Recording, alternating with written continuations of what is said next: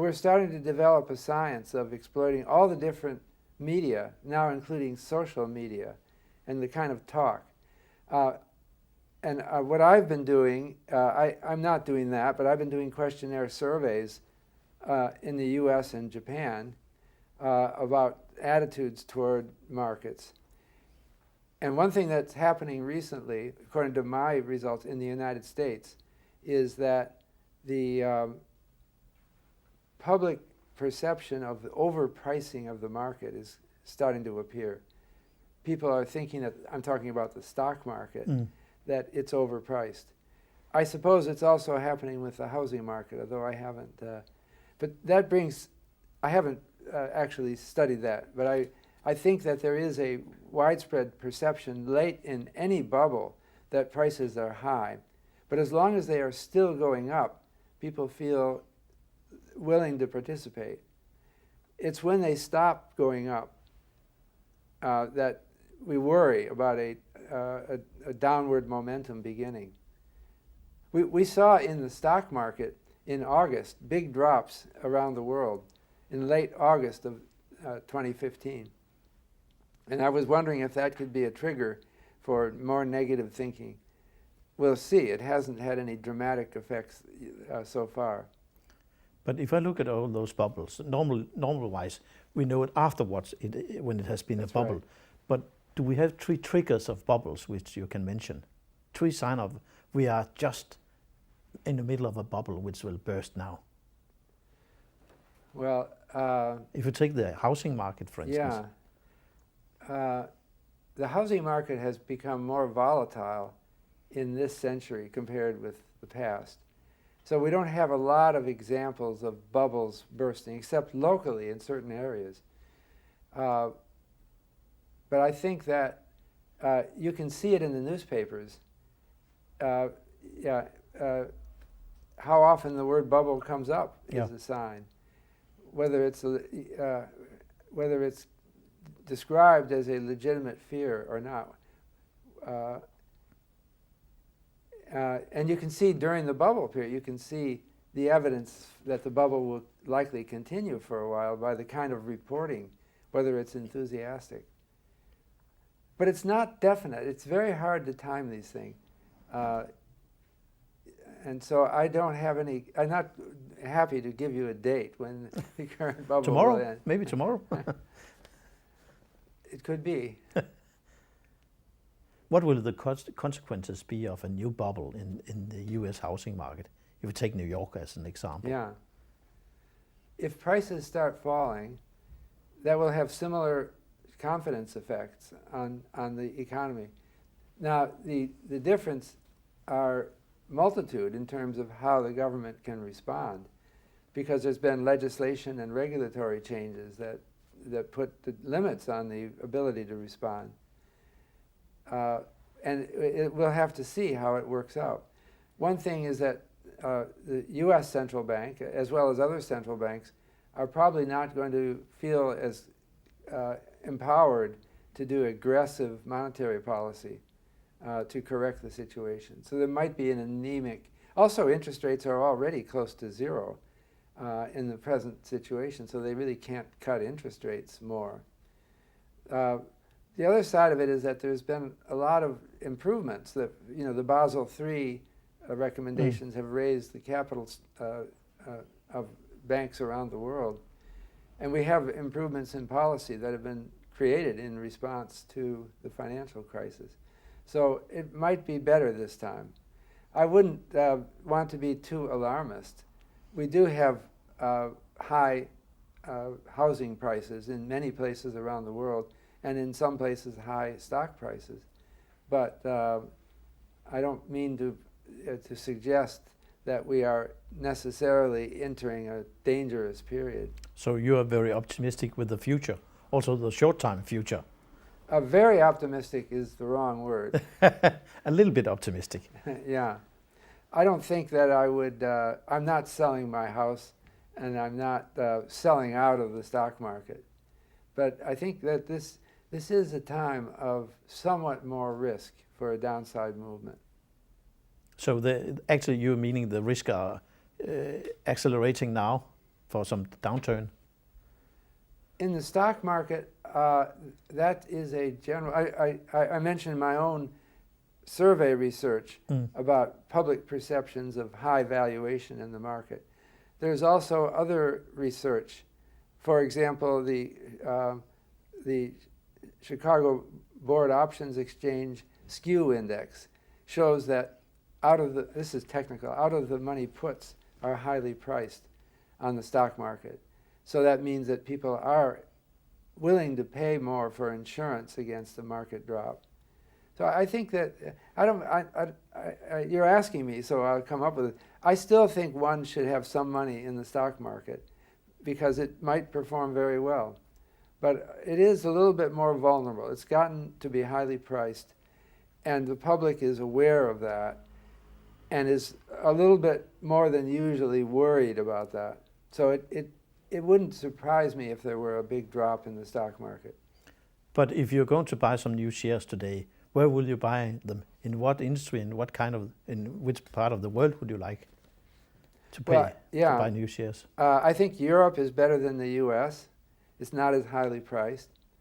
There are certain sectors that are less highly priced than others, and so one wants to stay in those sectors.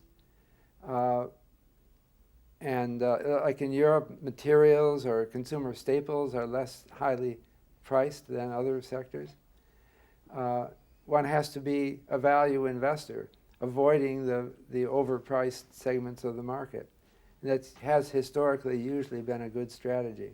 If you're going to make any sense out of a business career, I think someone who wants to make a lot of money has to plan to give it away somehow. And I think that's the model for a good capitalist society. If we go back to the book now, it took 5 years to write it. Mm-hmm. Why did you spend so much time writing this book? Was it complicated? Actually, we wrote about 4 of these books and threw 3 of them away. Why? We spent a lot of time arguing too, because we have to get our thinking in sync. You are academics, of course. See, this isn't the way academics. If 2 academics write a book, usually they'll have a pact at the beginning saying, "I'm writing part 1, you're writing part 2, and we're not going to interfere with each other." But we actually were in a situation where I was crossing out things he was writing, and he was crossing out things that I was writing and rewriting them. So we were on a much more intimate basis as writers. Didn't you get unfriendly or shouting at each other or something? Friendly. We've done it twice. This is our second book together. Maybe there'll be a third. And what will the third book be about? I don't know. Why are home prices going up so much? Yeah. Well, people are willing to pay more and more for that for personal reasons. They can't explain their reasons, and they're not usually accustomed to doing so. But I think that just the general uncertainty of our environment right now, that this technologically rapidly changing world makes people worried and want to grab onto something like a home, which they know will have value in the distant future. So what you're saying is uncertainty are giving higher prices of housing. That was a theme I made in a recent 3rd edition of an earlier book, Irrational Exuberance. Yeah. And this point is not commonly made. I'm trying to drill down to the deep psychological underpinnings of our decision to buy a house. And to buy a house now when the prices seem high. I think that the fears that people have in the future are not openly discussed, but ultimately help drive those decisions. What about bubbles? The other aspect of it is that home prices are going up rapidly, and that creates fear in itself. Nobody can say authoritatively where they'll be in 5 or 10 years, but one naturally thinks fearfully that they might be much higher. And I might not be able to afford a house, or my children won't be able to afford a house. So I want to buy now. That's another part of the story. So it's a matter of getting on the train on the right time so you can get more higher prices as time goes by. Well, the reality is that they might not go higher, I think. Oh. They might go down, as they've done in recent past. But nobody knows. there's no authority who can tell you what they will do. And that leaves people in an impossible situation. They have to decide what to do with their housing. And at this point in history, it seems to be driving people to bid prices up. Depends on the psychology of the time. So if we look here in London, for instance, I can see the prices are sky high now, and it is even growing higher and higher and so on. Yeah. When will the bubble burst here in London? That is the question that's very hard to answer. That's why I'm asking you. Yes, right. It typically takes people by surprise when it finally happens. When it does happen and prices start falling, people ask, why did it happen? And even after the fact, it can't be easily explained. So in the last cycle, which I'm particularly knowledgeable about the United States, but it was similar in other countries, Yeah. home prices peaked in 2006, and they started falling only slowly at first. The big financial crisis came 2 years later in 2008. So what was happening in 2006? Or even go a little bit earlier. I think the real change in mood was really in 2005. If you read newspapers and magazines, go back and read what they were saying then. There was a beginning of talk that it had been a bubble and that it was unsustainable. So public opinion changed mysteriously.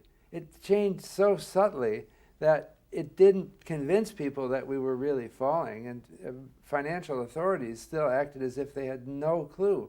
But you could see subtle changes in the public discussion. The word housing bubble started to be used more frequently. It was used very rarely before 2005. So we need sociologists to explain this. Unfortunately, economists are not generally favorable to sociology, not what we do. But it's ultimately a huge driving force in the economy. Big speculative price movement changes typically seem to have no reason when they happen. It's really all in public opinion and how it changes. There is a lot of regulation on credit. Even more. Yeah, and it's growing. The reason that there is regulation is that credit card companies have not always behaved well when it's left to free markets. What's particularly notable is that credit card companies will put things in the fine print of a credit card contract. One of them is they will put high penalty rates if you fail to make a payment. And people often don't realize what they're signing. They're signing a contract which will raise their interest to a very high level at a time when they can't get another credit card to switch to because they just made a payment. Another thing that has recently been under discussion is that credit cards, at least in the United States, will have in the fine print of the contract that any disputes with the credit card company have to be resolved by arbitration rather than lawsuits. So you sign promising not to sue the credit card company. This makes it difficult to do class action lawsuits against credit card companies. And so most people will do nothing because of the... So what has happened is that credit card companies have discovered new things to put in the fine print of long contracts that nobody reads to prevent their being sanctioned or having any problems with consumers.